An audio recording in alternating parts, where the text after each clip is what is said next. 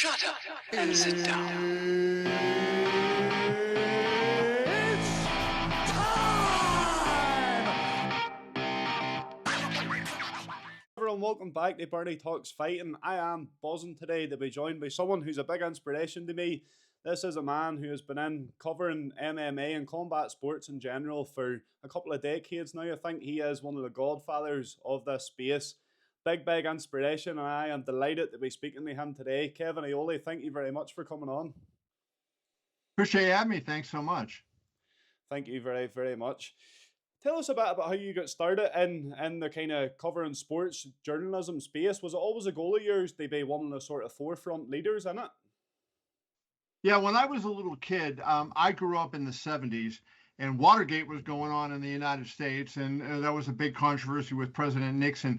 And those days, the newspapers were the heroes, right? Like now, people think of newspapers very poorly, but they rotted out corruption in the government, and so I just saw that and I thought, man, I want to be part of that. I want to be a reporter. And I love sports from as long as I can remember. And I was a fight fan. My dad fought in the Army.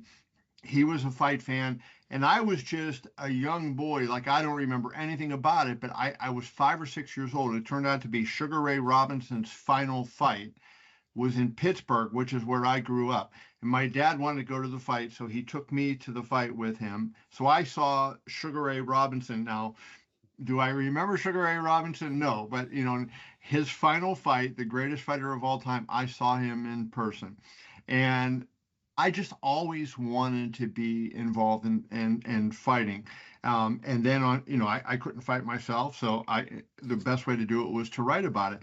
And I used to read a ton and, the teen books that would be out, about the athletes and everything.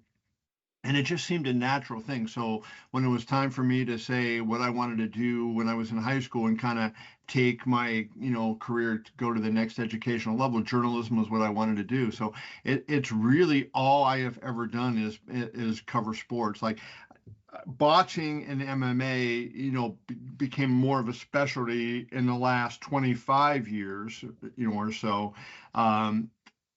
I covered them starting in the late 70s. The first major title fight that I covered would have been like 1981, but I wasn't regular on them until a few years after that.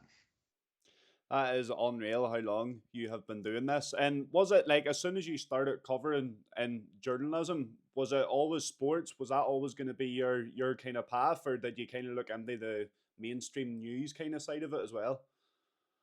I wasn't that interested in the news side of it. I always wanted to do sports of some kind, and when I was a kid, I used to lay in bed at night and I would announce games. If there wasn't a game on the radio that I could listen to, I used to lay in bed and I would announce, baseball games or football games or basketball games or boxing matches. And I would always be the star of the game, right? And then I would do an interview with myself. I would be like the play-by-play announcer interviewing the star, and of course I was always the star, and that kind of. And so I was goofy like that, and I always, I think if I had any iota of athletic ability, that's what I would have wanted to do, but I had zero, and I realized, okay, very quickly, you're not going to do that for a living, so let's try something else. And so I just wanted to be in sports all the time. And can you remember your kind of breakthrough moment? Like, what was the first UFC card that you covered, for example? So that was interesting. So the first UFC card I went to, I want to say was either 26, 27. It was in the late 20s. I don't remember the exact number. But it was one before Zuffa, before Dana White was involved, because Mark Ratner, who now works for the UFC, he was the executive director of the Nevada Athletic Commission. And he had said to me, he goes, you ought to start boning up on MMA because we are going to regulate it in Nevada, and it should be something that you know about because you may have to cover it. So I looked into it, and I flew to Louisiana, and I covered a show for a newspaper I was working at the time. But I didn't cover the fights. I covered kind of like the spectacle. What is this event like? The first card that I actually covered as a fight card would have been UFC 33. victory in Vegas. Tito Ortiz and Vladimir Matyushenko. It was supposed to be Tito and Vitor Belfort, and it kind of then ended up Tito and Matyushenko. But yeah, that was the first one. So I had that experience before, and then I ended up, UFC 33 would have been the first one that I went to. You have literally been there from, the very early days when it was kind of seen as like a backyard thing. It was seen as a brutality sport and all of this here. And now it's evolved into this big company today where it's, it's on and guys are having parties watching it and it's huge now. Back then, could you have ever just envisioned it being as big as what it's become? Um, Dana was always very big. This is going to be the biggest sport in the world, even in those early days, right? Like when you're going, are you kidding me, right? Like, but I remember like the Vegas crowd that first night at Mandalay Bay was where the UFC 33 was, and the people were not only into it, but they knew what was going on. Like I didn't know much about grappling. So when I'm first covering this, I'm going, what the hell am I watching, right? And there would be these grappling exchanges, and I have no idea. And I've told this story many times, but like in the immediate aftermath of that show, I used to go over to the UFC headquarters and I would go to Dana's office, and he and I were laying on the floor grappling, and he would get me in different positions and he would say, okay, this is this position, and this is what you can do out of this position. This is this position. And like, and he had this tiny office. Like I see his office now, and his office is palatial. And in his office at UFC headquarters, behind his desk, you open up, there's a freaking gym that is like a gym you would go to, a massive. But at that time, his desk was up against the one wall, and there was bookcases on the other wall, and it was almost impossible for us to lay straight out. And we were knocking stuff out of the bookcases as we're going, and we're doing this. And I was trying to learn the grappling aspect of it. And so it took me a while because I'm still covering boxing at that time, and I kept saying, is this thing going to catch on, and and all that. And then as I once I started to get it better, Frank Mir actually helped me, the former UFC heavyweight champion. I think Dana got sick of knocking stuff out of his bookcases, so he said to me, hey, talk to Frank Mir. And Frank, I think, was like 20 or 21 years old. He wasn't quite the heavyweight champion yet. And I started doing the same thing with him, like him showing me grappling. Now, of course, with Frank, it was a lot different because, he would say, now I'm going to do this really light, but this is a rear naked choke. And I'm going, oh. And then all of a sudden, that's when I started to realize, okay, you got to defend this, you got to defend this. And, my first impression of MMA was that it was a lot of bad boxing or bad kickboxing, right? And I didn't realize like how the grappling impacted the way they what they had to do. So once I kind of got that, then I grew to love, like, if you would have asked me in 2000 on the first UFC 33 that I covered, what do you like covering better, boxing or MMA? It would have been no question. I would have said boxing right away. Mm-hmm. If you ask me today, like I cover more MMA than I cover boxing. That's because of the promoters in a lot of cases, right? But I say, what fight is bigger? And that's what I say now. Like, I don't necessarily say, oh, I'm always going to cover UFC or I'm always going to cover boxing. It's like, what fight is bigger? What fight are more people jazzed up about? And that's where I'll go. For me, I'm more MMA, to be honest. I do enjoy the high level boxing. I would kind of look at it, high level boxing, your Tyson Fury and Usyk and your high level fights. I think they are as entertaining as a high level MMA fight.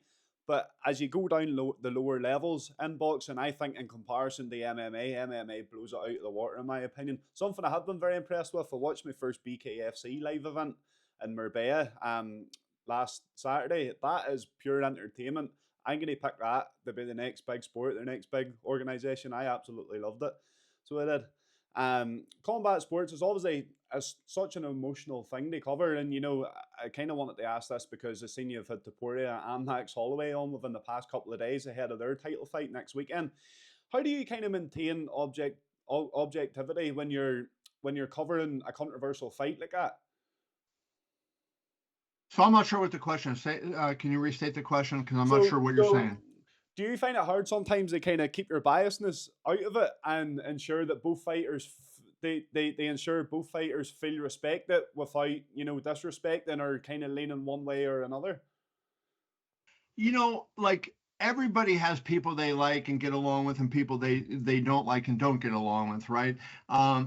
But I think you learn in journalism that you have to play it down the middle, right? So I want to be fair.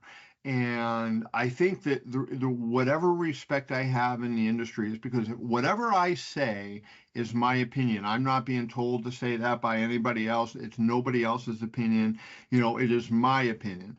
And I could be right or I could be wrong, but it is my opinion. And I try to be fair in what I say. So, I don't want to say, oh man, who fighter A sucks and fighter B, is going to kill him, right? Like Max Holloway and I have covered, worked together for what, 12 years, right? Since he came into the UFC, and I interview him almost before every fight. And so, of course, I have an affinity for Max because I've been around him a long time. He's a good guy. He's gone out of his way to help me with interviews on different times, right? So you have an affinity for him. Like, I don't know Ilya as well, but like I've gotten to know Ilya over the last couple of years. Really good guy. Most MMA fighters and most fighters in general, boxers, generally be the same way. Are good people, right? And they're appreciative of the fact that you want to give them coverage and that you want to talk about what they're doing. And so yeah, I feel like you owe a lot to the fighters because they give their time to you and they tell their stories, and they're exposing their fears and their concerns to the world, right? And you're the vehicle to help them share that, and it's fun. But yeah, I don't ever worry about, like, I kind of feel like the one thing I can do is be neutral, and I try to, like, let's say I've interviewed Max and Ilya. I like both guys. Whoever wins, I'll focus more on the positives that they did than the negatives of the other person, right? I'll just say, oh, if Ilya wins, Ilya looked fantastic and he did this, blah, blah, blah, blah, blah. But you have to say what happened, and it is what it is, right? And I think the fighters know that. It's when you make it personal that you have issues with the fighters. Something that you are very good at, and it's obviously why you're so respected within the space, is building that rapport between the fighters and gaining that trust and respect. Do you think that is something that has just came with experience and over time, or did you always kind of have this respect within the industry or from the fighters? Well, no, I think it grows and you get it over time. But the number one thing, like if somebody's just say learning MMA, right? Is if you're working in this space and you're still learning the sport, admit before you start the interview, hey, I'm not 100% here, but then show your enthusiasm for the interview and show your enthusiasm, like not going, oh shit, I got to do this interview, and they pick up on that, and then there's not a good chemistry there. So even back in the day when I was still learning, grappling and how it affected what went on in an MMA fight. I'm like going, man, I'm getting to interview the main event of UFC 30, whatever, right? And, and so I had that passion for what I was doing, and that I think translated. So they didn't respect me as much, but they respected the fact that I cared about what I was doing and I was trying to do the best. And as you learn more, that you get more, you get more of that respect from them. Yeah, I agree. I agree. So obviously, media and journalism is changing massively now because content creation is just as big as writing articles on a website. What way do you see a media outlet should be set up now? Like, what's the most important part of it? Is it the old school article writing? Because obviously that's your bread and butter. That there's where all the interviews used to get read. You have to write them up. Whereas now there's a lot more content creation stuff. Which side of it do you think is more important these days? Well, I think it's no matter who you're working for, or what you're doing, the number one thing is to be accurate and to be fair, right? So no matter if you're in the media and you're being paid by a media company, or if you're a fan that loves MMA and wants to create MMA content, right? Accuracy and fairness are the most important things. I love the fact, I don't hate it. I love the fact that there are voices coming in that are not from traditional media sources, right? And people that have a passion for this. They've added immensely to our understanding and our love of combat sports. And so that's good to me, right? Now, one of the problems that I have with some of the people is some people make stuff up and they put stuff out that is not true, and they're not accurate in what they say, and then that gets out into this space, and maybe the next person doesn't repeat it, but it's just out there, and this person heard from that person who heard from that person who heard from this person, That's and a all rumor it's spread. all based on an inaccuracy, right? And so it's difficult. To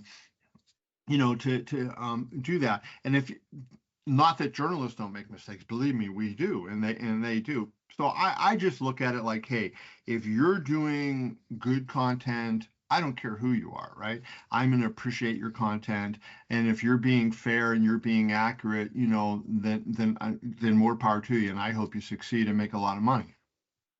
Cool, cool. I've got some quick fire questions for you. I really cannot wait to hear some of these answers. You've actually been covering this sport. I was born in 2001, so you've been covering this UFC since before I was even born, which is crazy. Um, First one, favorite fighter you've ever interviewed? Muhammad Ali. Oh, that's crazy. Best fight you've seen live? So so I'm going to split this into two because if it's best fight I've seen live in person or live on television, right? Live in person would be Diego Corrales and Jose Luis Castillo boxing match. And that fight you would have been what, 4 years old at that Mm. time. To me, I think that's a modern fight, but so you would have been a youngin for that one. But that fight, for people who don't know, it was a great fight for 9 rounds, just a tremendous back and forth fight for 9 rounds. We start the 10th round. Castillo drops Corrales, who spits out the mouthpiece. The referee, don't spit your mouthpiece out again, puts it in. Corrales gets back out. Corrales gets dropped again, spits out the mouthpiece. The referee grabs the mouthpiece this time and he warns him. And then what they used to do in the day is he took him over to the corner and he had the trainer spray the mouthpiece. And as he took him over to the corner, the trainer was Joe Goosen, and Joe Goosen said, "You need to buck up now." And Corrales comes out of the corner after spitting the mouthpiece out and being knocked down a second time. And Castillo goes in for the finish. Corrales, boom, and he hits him. Castillo goes back to the ropes. Corrales just, with this big flurry, and the referee stops it, and Corrales wins the fight. Incredible fight. So that would be the best fight I ever saw in person. Probably second to that, in person, Robbie Lawler versus Rory McDonald. That would have been what, UFC 167, I think. Cracking fight. Cracking fight. I've seen highlights. It was still before my day, believe it or not, but I have seen highlights of it. That was a brilliant, brilliant fight. It was a bloodbath, wasn't it? And then probably the best fight that I ever saw live on television would have been Ali Frazier 3. So that would have been their third fight, um, called the Thriller in Manila. Yes. What an unbelievable, but Muhammad Ali said that was the closest to death I ever felt in my life in that fight. That was crazy.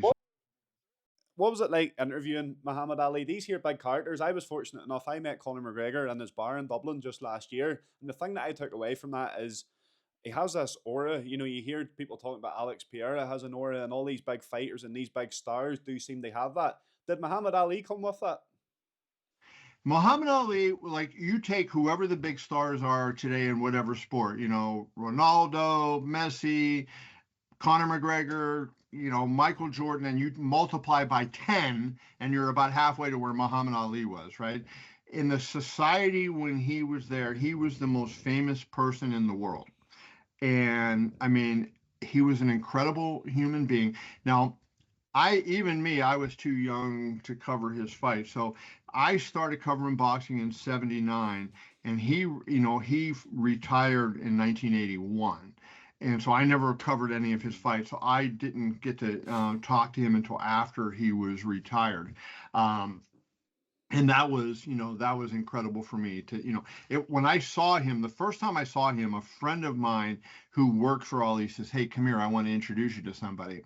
And I don't know who we're going to talk to. And Ali was around a corner, and I went here, and I'm kind of annoyed because I had something to do and I wanted to go somewhere. And I'm like, "Dude, I got to get out of here." He's like, "No, come with me." And we walk around the corner, and as I walk around the corner, there was Ali and his wife, and they were sitting in lawn chairs. And I went, oh, it was like I saw God, right? I saw him, and my heart just went up into my throat.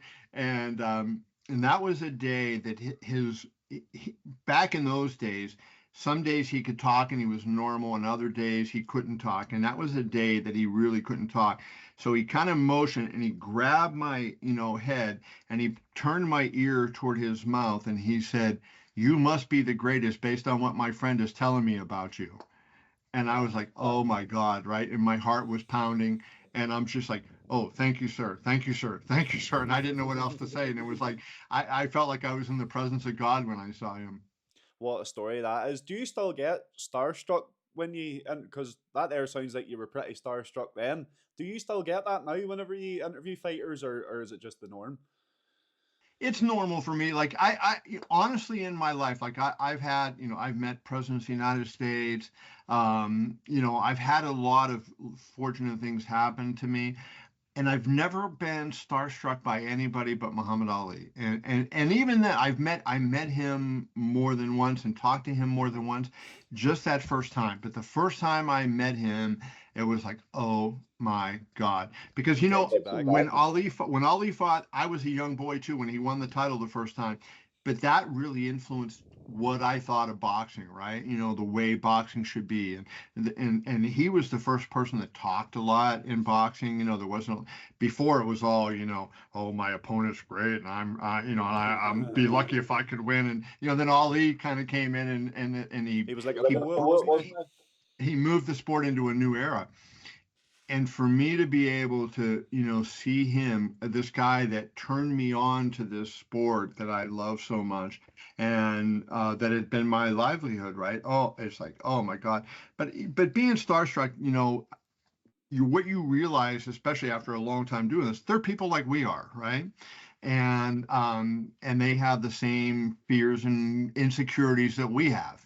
And I one time met Michael Jackson, right?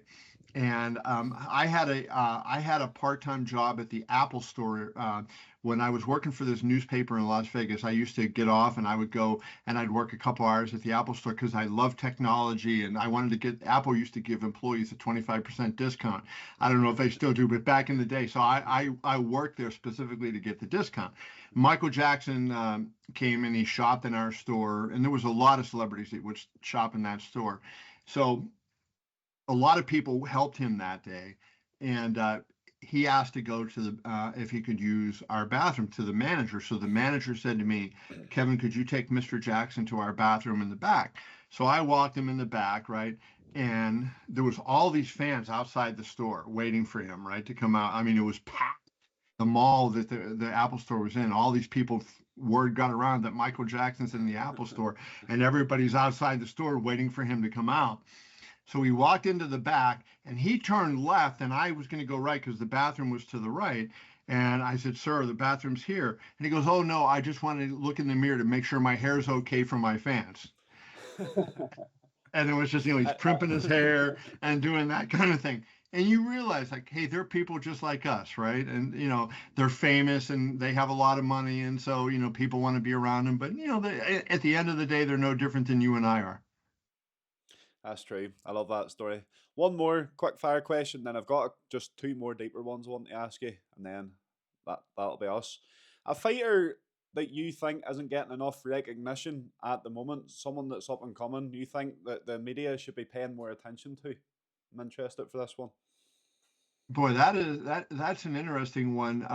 Who would I say? There's a lot of really good fighters that I have seen. I'll tell you what, a guy that I saw on the Contender Series that I think, and he just had his first UFC fight, Cody Haddon, I think is going to be a pretty good fighter, right? Just last weekend. Yeah, so he and he just fought last weekend. Yeah, so Cody, I would say him. a lot of those Contender Series guys this year have been really good. And Islam Dulatov is another one I would say from the Contender Series that I thought was really good, who has an unbelievable story. But yeah, off the top of my head right away, those are two that I would mention. How has the Contender Series? I know you go to it every week and you cover it. Has that become a big fixture for you? And someone I do want to mention, episode 1 of this season, Loney Kavanagh. Were you there for his knockout? You broke up on me on that one. I'm sorry. Sorry. I was just saying. So obviously you're at the Contender Series like every week. You're covering it. Has that become like a real key fixture for you? And I just wanted to mention as well, Loney Kavanagh. Do you remember his knockout in episode 1 of the season? Yeah, that was a smashing knockout. I love, the Contender Series. I loved it, right? So this is the first year that I covered all the episodes, right? And I had a blast doing it. I guess I picked a good time to cover every single episode because there was Kavanaugh was very good that first week. I mean, that was, I think, if I remember correctly, that was the first fight of the season. And he had that knockout that was incredible, right? And I think he's a guy that, I wrote my piece the other day after episode 10, season 8 was over, the season ended. I said, this might have been the best season ever and the best prospects they ever got. Kavanaugh was really good. I mean, that was a lot of fun. I really enjoyed it. And I think that that's something that people get a kick out of. The only thing I would change is I think Dana takes too many fighters, right?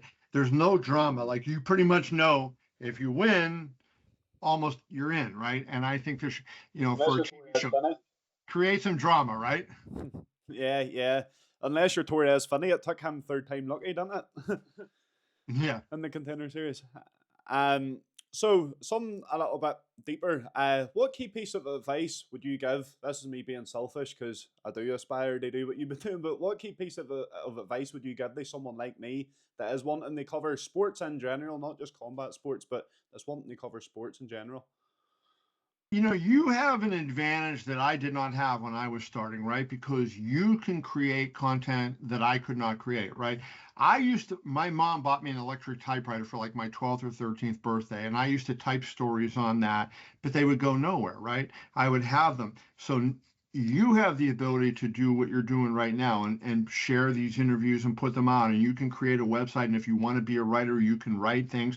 And the good thing is, you get the experience of writing if you do what I did, write them on a piece of paper and then have them in your bedroom. But nobody sees them and nobody critiques them and nobody, and you don't understand what works and what doesn't work. You have the ability to do that. So my advice to you would be, like, it depends on what you want to become. If you want to be an interviewer on YouTube, you want to be a YouTube talking head, an MMA or boxing analyst, then when a fight is over, break down the fight and do it like somebody would do, that is making their living on this. And then compare yourself to them, right? You're probably not going to be as good as they are because they've been doing it for a long time and they probably have better equipment and they have people in their ear helping them. And you're doing this by yourself, right? But you will learn. And while I say be critical of yourself, I mean, look for ways to improve, but also be confident that, in yourself that, hey, I'm doing this and I'm getting better. And I think if you do that, right, and you take advantage of the tools that are out there, you can become really good and you can make an impact in this space. And there's a lot of people that have done that were not quote unquote traditional journalists that, that are impactful in all sports, right? No matter what it is, right? So it used to be when I was a kid, if you wanted to be a newspaper reporter or a TV reporter, I guess some people wanted to be radio reporters, but back in the day, you had to go to journalism school. And there was really no way around that. Now you don't have to do that. I mean, there's some benefits to journalism school, and I would never dissuade anybody from doing that. But hey, you're a young man that has talent and passion. Follow up on it. Create your website, create a YouTube channel, and then do what it is that you love, and share it with people so you can get feedback. And of course, you're going to get nasty comments. We all get that, and you have to know what is serious, criticism and constructive criticism, and what's just gratuitous cheap shots. Right? Don't have a thin skin, right? And somebody says, hey, these were bad questions, this was a bad, mix, or whatever they say, try to think about what they said and learn from it. I appreciate that, and I love that advice. Last question from me, Kevin. What way do you want to be remembered in this space? I guess, so I'm nominated for the Boxing Hall of Fame this year, and what an unbelievable honor. And I think the reason that I got any awards that I got is because I love what I do and I try my best. I'm not saying I'm better than anybody else. I'm not saying, I'm more talented than anybody else, but I love what I do and I try my best every day. And I think if you love what you do and you try your best, you're going to go a long way. And we'll end on that. Kevin, thank you very much for your time. The fact you've took the time out of your day to do this shows what a great character you are. So it's much, much appreciated. Thank you All very right, much. brother. I appreciate it. Thanks for having Thank me. you.